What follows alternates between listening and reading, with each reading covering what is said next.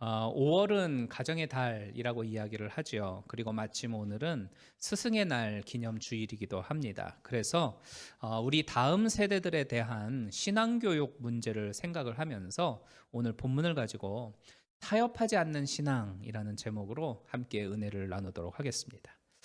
심리학자 가운데에 루스 브렌다라고 하는 분이 있는데, 이 루스 브렌다하고 그녀의 연구팀이 한 사람이 집단 압력을 받게 되어질 때에 그 사람은 어떤 결정과 행동을 하게 되느냐, 이것을 알아보는 매우 흥미로운 실험을 하게 되어집니다. 그러니까 청소년들을 10명으로 묶어서 한 그룹으로 만들어 놓은 다음에 한 방에 모아놓고 시험을 치르는 거예요.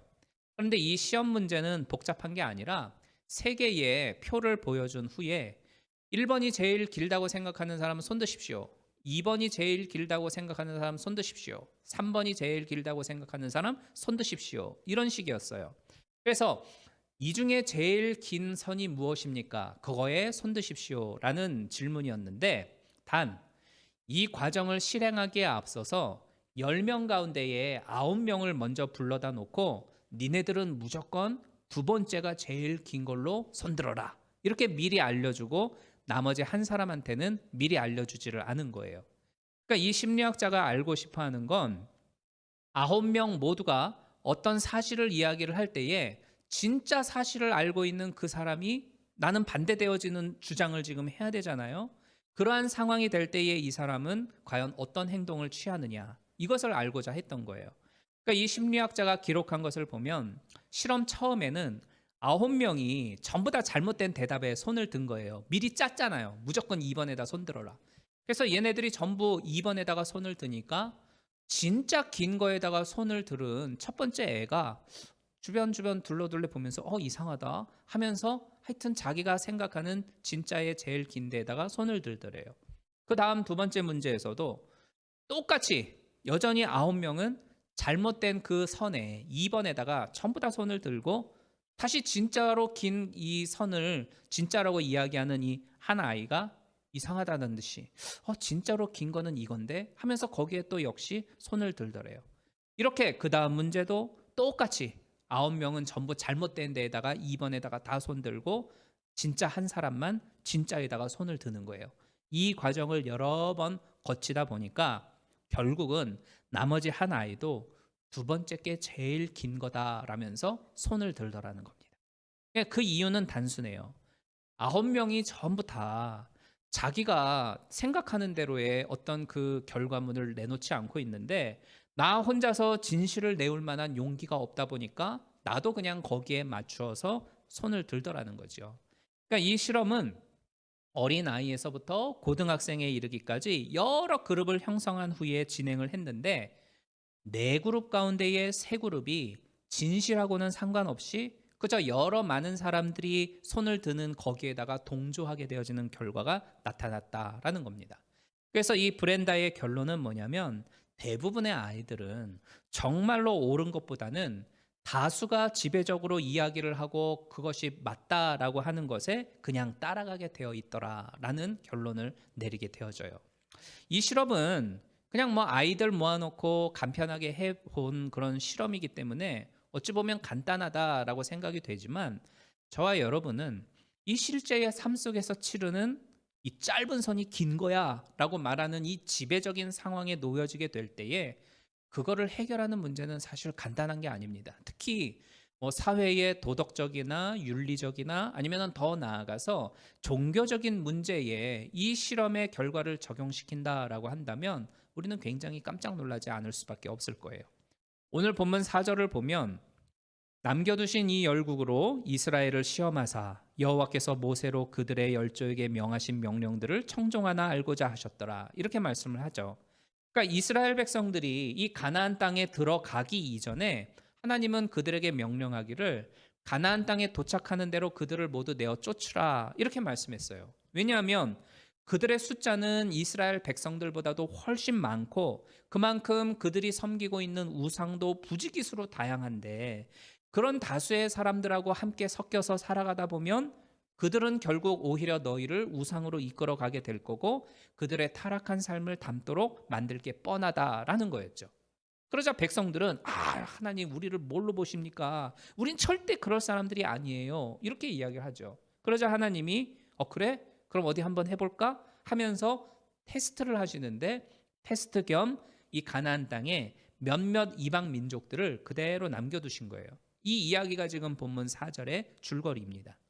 이스라엘 백성들이 처음에는 하나님의 말씀에 순종해서 그 남겨둔 그 가나안 사람들을 이렇게 쫓아내기 시작했어요. 그러나 점차적으로 하나님의 명령을 잊어버리고 가나안 사람들과 타협을 하기 시작합니다. 타협을 했던 첫 번째 이유는 뭐였냐면 지금 이 현재의 이스라엘 백성들은 하나님에 대한 경험이 전혀 없다는 약점이 있었기 때문이었어요. 그러니까 가나안 땅에 들어오게 되어진 이 현재의 이스라엘 백성들은 애굽에서 그리고 광야에서 역사하셨던 그 하나님의 능력들을 경험해 보지 못한 사람들이었어요. 그러니까 모세와 여호수아의 명령을 들으면서 하나님의 여러 많은 기적을 체험했던 그 1세대들은 어떻게 됐습니까? 광야에서 모두 죽고 여호수아만 살아남았잖아요. 그리고 지금 이 사람들은 2세대, 쉽게 말하면 다음 세대들이었어요. 더 쉽게 말하자면 우리 모두는 다 광야에서 죽었고 가나안에 들어가게 된 것은 우리 자녀들이었다라는 겁니다. 사사기 2장 10절에 보면 그 세대 사람들도 다 그 열조에게로 돌아갔고, 그러니까 선조들은 다 죽었고 이 말이에요. 그 후에 일어난 다른 세대들은 그 후손들은 여호와를 알지 못하며 여호와께서 이스라엘을 위하여 행하신 일도 알지 못하였더라. 이렇게 기록을 하고 있어요. 그러니까 이 구절은 지금 가나안 땅에 들어와 있는 이 새로운 세대에 대해서 두 가지 사실을 가르쳐 줘요. 첫 번째는 뭐냐면 이 새로운 세대들은 하나님을 알지 못했다라는 겁니다. 그리고 과거에 하나님이 어떤 일들을 행하셨는지도 모르고 있었다라는 것을 말해줘요. 그러니까 다시 말하면 우리가 어떻게 해서 이 가나안 땅까지 들어오게 됐는지 알지 못했고, 누가 우리에게 자유를 주었는지, 누가 우리를 여기까지 인도해 주셨는지를 알지 못했다라는 겁니다. 그리고 우리가 여기까지 오기까지 얼마나 많은 전쟁을 치렀고 그 전쟁의 역사 속에서 우리가 어떻게 승리를 했는지 전혀 알지 못했다는 거예요. 그럼 왜 이들은 전혀 알지 못했냐? 선대에서 가르쳐 주지를 않았기 때문에 몰랐던 겁니다. 그러니까 부모들이, 그 윗대 세대들이 하나님이 일으켜 주셨던 그 과거의 역사적인 여러 많은 일들을 제대로 강조해 주지를 않았기 때문이었다는 것이죠. 그래서 몰랐다는 거예요. 그러므로 우리는 반드시 우리의 다음 세대들을 위해서 하나님이 행하셨던 그 과거의 여러 일들, 그리고 현재 진행해 나아가고 있는 하나님의 그 위대한 일들을 자녀들에게 가르쳐주고 남겨주어야 합니다. 그래야 아이들이 훗날 하나님의 말씀을 따라 순종을 하면서 살아갈 수가 있어요. 우리 지금 살아가고 있는 우리 세대들, 우리 부모님 세대들은 이 영적인 유산을 남겨놓는 일이 얼마나 소중하고 중요한 일인지를 기억하고 있어야 됩니다. 그러면 어떻게 우리 세대들은 우리 다음 세대들에게 이 영적 유산을 내 자녀들에게 하나님에 대한 그 상속을 남겨줄 수 있을까, 물려줄 수 있을까? 의외로 간단하다고 생각합니다. 우리 자녀들로 하여금 하나님께서 내 삶 속에서 행해 주신 일이 무엇이었나를 알도록 해주는 거예요. 그러니까 과거의 내가, 과거의 엄마가, 과거의 아빠가 지켜왔던 신앙이 무엇이었고, 그리고 내가 하나님을 향한 신앙을 지켰을 때 하나님께서 나에게 내 삶 속에 어떤 일을 행하여 주셨는가, 이것을 자녀에게 말해주는 겁니다. 엄마가 이렇게 힘들었을 때, 아빠가 이 문제 때문에 고통을 당하고 있을 때에 다른 사람들은 다 술 퍼먹으면서 다른 길로 막 빠지고 나도 그러고 싶은 유혹이 있었지만 나는 하나님을 믿고 기도하면서 버텼어. 그랬더니 하나님이 기적을 주시네. 이런 거를 이야기해 주자는 거예요. 우리 자녀들에게 지나온 날에 하나님께서 나에게 어떤 인도함을 주셨고 그 곤란함 속에서 어떠한 복을 주셨는지 그것을 말해주는 겁니다. 그럼으로써 배우도록 해주자는 거죠. 부모인 내가, 선생님인 내가 하나님을 경험하고 그리고 경험한 그것을 말해주지 않으면 내 자녀나 혹은 다음 세대들은 전혀 하나님에 대해서 알 수가 없어요. 말해주질 않는데 어떻게 알 수가 있습니까? 근데 주의해야 할 것은 어떤 부모님들은 내가 어렸을 때 나는 이렇게 신앙생활 했으니까 너도 이렇게 해야 돼 하면서 어떤 신앙생활의 방법적인 것들을 가르쳐주는 분들도 있는데요. 그건 유익한 방법이 아니에요. 그러니까 저 같은 경우에는 나는 어려서부터 교회 생활하면서 나는 뭐 학생회장도 하고 뭐 뭐도 하고 뭐도 하면서 나 열심히 교회 생활했어. 그러니까 너도 그렇게 해야 돼. 이렇게 가르쳐 주는 건 바른 방법이 아니라는 겁니다. 물론 이것도 중요한 요소겠지만 더 필요한 것은 하나님이 내 삶 속에서 어떤 역사를 해주셨어. 이것을 말해주는 게 훨씬 더 효과적이라는 거예요. 또 어떤 부모님들은 이 자녀의 신앙교육을 교회나 교회의 교사들이 책임져 줘야 하는 걸로 생각을 하지만 이것도 잘못된 생각이에요. 사실 아이들의 생활이라는 걸 가만히 생각을 해보면 거의가 가정이나 사회 속에서 소비되어지죠. 교회에 나오는 거는 일주일에 딱 한 번뿐이에요. 그나마도 1시간 정도. 그 1시간 속에서 성경을 배우고 기도를 하고 찬양을 하고 예배를 드리는데 이렇게 보면 이 교회를 통한 신앙교육이라고 하는 건 일주일 전체를 놓고 보면 1%도 안 되는 할당량에 불과해요.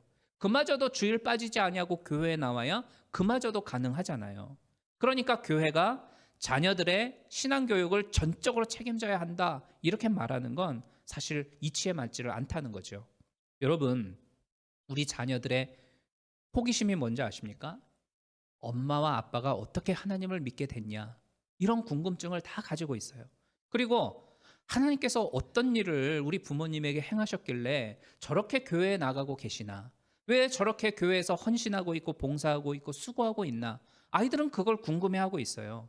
그러면 자녀들에게 그 궁금한 것들을 시원하게 말해주는 겁니다. 내가 이렇기 때문에 하나님의 앞에 나와서 예배드리고 있고 기도하고 있고 헌신하고 있고 봉사하고 있어. 하나님이 나에게 주신 은혜가 있기 때문에 내가 감사하는 무언가가 있기 때문에 내가 이렇게 열심히 신앙생활하는 거야. 이런 거를 시원하게 말해줄 때에 자녀들에게 기쁨이 주어질 뿐만 아니라 그들에게도 하나님을 믿을 만한 어떤 용기와 어떤 도전적인 마음이 생기더라는 거예요. 그러므로 여러분의 살아있는 개인 간증을 아이들에게 많이 말해주세요. 설령 내가 과거에 실수한 것이 있다 할지라도 그 과거 속에서의 잘못한 것이 있다 할지라도 그것을 솔직하게 시인하면서 내가 그렇게 넘어졌음에도 불구하고 하나님이 나를 붙들어서 일으켜 주셨어. 하나님이 그때 나를 도와주셨어. 말해주는 겁니다. 그러면 그 실패의 고백 속에서도 우리 자녀들이 배우고 그곳에서 하나님을 만날 수가 있게 되더라라는 거죠. 그저 그냥 막 교회 가야 돼, 성경 읽어야 돼, 기도해야 돼, 막 야단칠 것이 아니라 같이 앉아서 왜 우리가 교회에 나아가서 예배를 드려야 하는지 그 속에서 내가 받은 은혜를 이야기하고 그 하나님이 주신 복을 아이들에게 그냥 솔직하게 담백하게 이야기해 주는 겁니다. 그러면 아이들도 교회에 갈 필요성을 스스로 느끼게 된다는 거예요. 성경을 읽으면서 기도하면서 그리고 과거에 받은 그 하나님의 복을 그냥 이야기해 주는 겁니다. 우리 자녀들이 이 말씀을 잊지 아니하고 부모의 신앙 유산을 귀하게 받아서 다음 세대에 또 전하게 되어지는 놀라운 일이 그 과정을 통해서 반드시 이루어지게 되어질 거예요. 그런데 가나안 땅에 도착했던 이 이스라엘의 다음 세대들이 실패하게 된 건 뭐였냐면 바로 이러한 영적인 유산들 이것을 부모들이 자기 자녀들에게 전해주지 못한 데에 있어요. 신명기 6장 7절에 보면 내 자녀에게 부지런히 가르치며 집에 앉을 때에든지 길에 행할 때에든지 누웠을 때에든지 일어날 때에든지 이 말씀을 강론하라 이렇게 말씀을 했어요. 하지만 부모가 자녀에게 일절 가르치지 않았기 때문에 자기가 체험한 그 하나님을 말해주지 않았기 때문에 부모가 죽고 난 후 그 다음에 자녀들은 하나님에 대해 전혀 모르고 있었다고 오늘 본문에서는 우리에게 가르쳐주고 있어요. 이렇게 과거의 역사 속에서의 교훈도 없고 하나님도 모르다 보니까 이 새로운 세대들은 다수의 그 죄악된 사람들 가운데에서 살아가야 하는 그 현실에 물들어지게 되더라는 겁니다. 믿음 안에서 내가 어떻게 이 삶의 현실을 개척해 나가야 할지 잘 모르겠고 또 그럴 만한 용기도 없다 보니까 그 약점이 결국 이스라엘 백성들을 패배하게끔 만들더라는 것이죠. 이처럼 제대로 된 신앙교육을 선대로부터 받지 못한 상태에 있다 보니까 가나안 족속에 둘러싸여 있게 되어지고 숫자적으로 그들에게 압도되다 보니까 점차적으로 그들이 가지고 있는 그 문화에 물들어가게 되어져요. 이게 바로 이스라엘이 실패했던 두 번째 이유가 됩니다. 오늘 본문 3절과 5절을 한번 볼까요? 3절과 5절을 보면 블레셋 다섯 방백과 가나안 모든 사람과 시돈 사람과 바알 헤르몬 산에서부터 하맛 어구까지 레바논 산에 거하는 히위 사람이라. 이스라엘 조선은 마침내 가나안 사람과 헷 사람과 아모리 사람과 브리스 사람과 히위 사람과 여부스 사람 사이에 거하여. 이 5절에서의 사이에 거했다라고 하는 이 부분이 굉장한 함축적 의미를 가지고 있어요. 그러니까 이 모든 사람들이 이스라엘을 대항하여 싸우고자 했던 가나안 족속들이었어요. 그리고 이 사람들 사이에 낑겨가지고 살아가는 상황이 돼버리고 만 겁니다. 그런데 여러분, 이 가나안 족속에 관련되어져 있는 그 역사적 연구를 읽어보면은요, 포르노그라피 있죠, 도색 잡지, 그리고 온갖 추잡한 성교 행위들, 이런 것들의 시작이 어디냐? 바로 이 가나안 사람들에게서부터 시작되어진 것으로 역사학자들은 이야기를 하고 있어요. 왜냐하면 이 가나안 사람들이 섬겼던 바알이라든가 몰록이라든가 여러 가지 많은 아세라 숭배라든가 이러한 것들은 전부 성적인 행위들과 연결되어져 있어요. 제사장과 그리고 그 우상을 섬기는 사람들 사이에서의 성행위를 통하여 그 우상이 축복을 내리는 그러한 그 이론을, 신학적 이론을 가지고 있거든요. 그러다 보니까 매우 도덕적으로 타락되어져 있고 부패한 것은 물론 뭐 성병이 유행을 해가지고 실제적으로 작은 도시는 모두가 다 성병에 걸려가지고 아예 없어져 버리는 그러한 일들도 있었다고 그래요. 그러니까 이러한 사회 속에 이 히브리 민족이 이주해서 들어온 거예요. 그리고 신앙교육으로 잘 무장되어져 있지 않다 보니까 그들 사이에 낑겨가지고 별 거부감 없이 그들을 그냥 그대로 닮아가서 살아가게 되더라던 겁니다. 그러니까 똑같이 물들어서 타락의 길로 걸어가더라는 거예요. 그러니까 미국의 어느 대학교에 클럽에서 이제 파티를 열었습니다. 대학교는 이제 뭐 여러 가지 막 그 쉽게 말하면 한국말로 서클들이 있잖아요. 이 서클이 그러니까 클럽이 있었는데 얘네들이 파티를 열었어요. 그리고 과거로부터 해왔던 대로 그 파티의 마지막 시간에 여학생들이 자기의 방키를 수영장 물에다가 던지는 겁니다. 그러면 남학생들이 물속으로 점프를 해가지고 빠져 있는 그 키들 중에 하나를 주워가지고 들고 나오는 거예요. 그러면은 그 키의 주인 되는 여학생이 살며시 다가와서 손을 붙잡고 자기 방으로 들어가서 성행위를 하는 겁니다. 이게 문제가 됐어요. 그래서 기자가 찾아가서 학생들 몇몇에게 물어봤습니다. 어떻게 그런 일을 했냐? 어떤 학생은 이거는 우리 클럽이 가지고 있는 옛날부터 이어져 내려온 전통이라 나도 그냥 따라했습니다. 이렇게 이야기를 하고, 어떤 학생은 내가 이렇게 안 하면 이 클럽 멤버에서 내가 소외되고 제외되기 때문에 나도 할 수 없이 했습니다. 이렇게 이야기를 하는 거예요. 여하튼 이게 사회적인 무리가 되니까 학교 측은 강제로 이 클럽을 폐쇄시켰지만, 여러분, 우리 자녀들은 지금 이마만한 이 세상 문화 사이 속에서 낑겨진 채로 살아가고 있어요. 우리는 이 심각성을 잊어버리고 살아서는 안 됩니다. 어디를 가든 이 그리스도인은 소수예요. 그리고 그 소수 가운데에 진짜 신실한 그리스도인은 더더욱 소수에 불과하죠. 이 가나안 문화의 다스 속에 낑겨진 채로 살아가고 있는 이 현실이다 보니까 우리 자녀들이 그리스도인으로서의 그 순결한 삶을 살아낸다는 건 무척 어렵고 힘든 일일 수밖에 없어요. 오히려 물들어져서 따라가기가 쉬운 게 현실이죠. 자, 그러면 우리 부모들은, 우리 선생님들은, 우리 선조들은 세상이 그러니 적당히 타협하면서 좋은 게 좋은 거다 하면서 살아야지, 이렇게 가르쳐야 되겠습니까? 그냥 물 흘러가는 대로 그렇게 따라가, 이렇게 이야기를 해야 될까요? 그렇지 않죠. 우리 부모들이, 우리의 다음 세대들, 우리 자녀들이 이 가나안에서부터 그 속에서부터 낑겨진 채 산다 할지라도 그 속에서 물들지 아니하고 하나님의 사람으로서의 순수성을 지킬 수 있도록 가르치고 인도해야 되죠. 그럼 무엇으로 해야 하겠습니까? 무엇으로 할 수 있겠어요? 저는 한 가지에 집중을 했으면 좋겠다, 이런 생각을 해봤습니다. 바로 우리들이 신앙인으로서의 제대로 된 본을 보여주자, 이것을 위해 모든 걸 걸자입니다. 그러니까 예전에 그 뉴스위크지에 등산하는 사람들에 대한 편집 기사를 낸 적이 있습니다.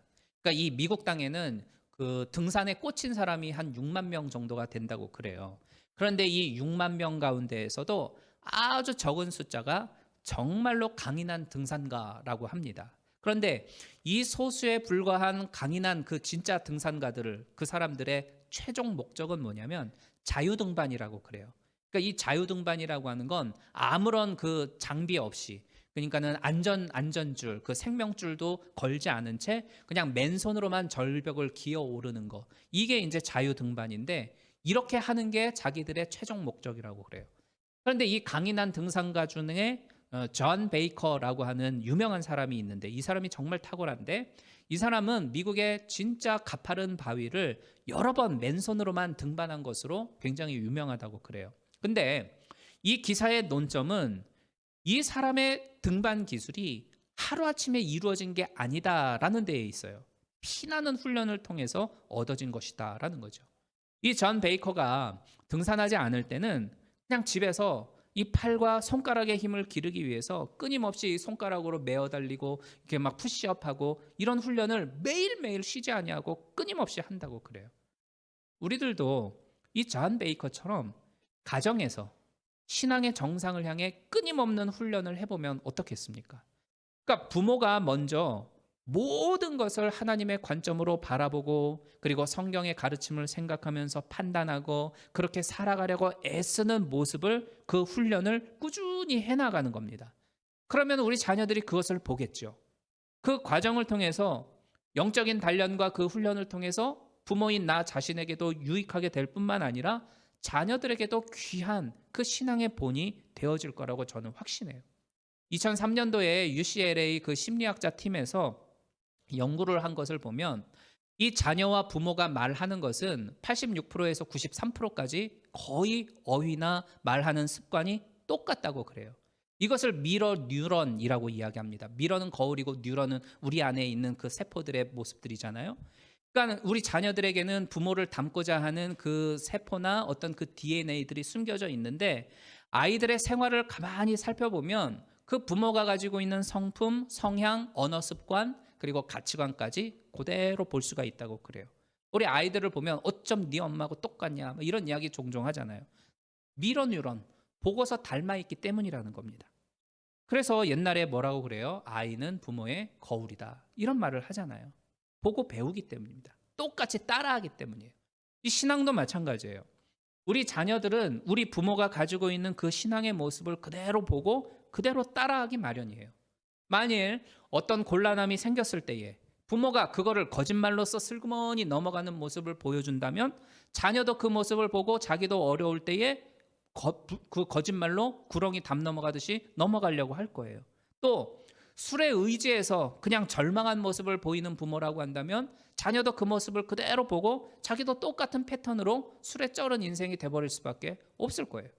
그러나 디모데전서 1장 19절에서 하나님을 향한 믿음과 착한 양심의 삶으로 살아라 라고 하는 그 말씀을 우리들이 마음 가운데 잘 새기고 어떻게 해서든지 믿음으로 극복해 나아가는 그 모습을 보여준다라고 한다면 그게 자녀들에게 거울이 되어져서 세상이 어디까지 타락하든지 말든지 간에 우리 자녀들은 하나님의 기뻐하시는 삶을 온전히 살아갈 수가 있게 되어질 겁니다.